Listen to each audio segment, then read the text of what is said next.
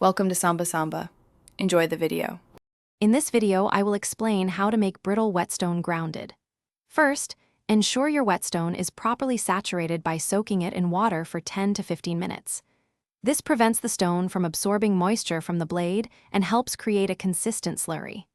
Next, use a dedicated flattening plate or a sheet of coarse sandpaper, perhaps 220 grit, placed on a truly flat surface. This step is crucial for maintaining an even sharpening surface.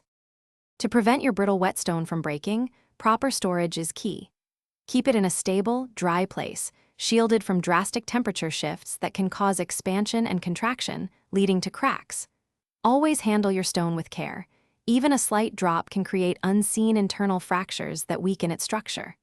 Furthermore, always use a secure, non-slip base when sharpening to prevent accidental slips and falls.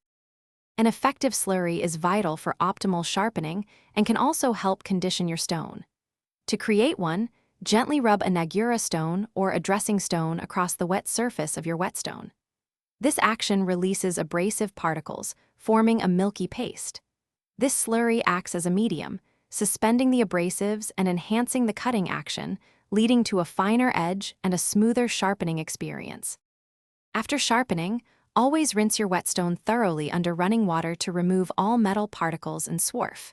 This prevents clogging and maintains the stone's abrasive quality.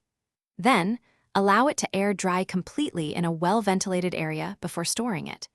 This prevents mold or mildew from forming, which can degrade the stone over time.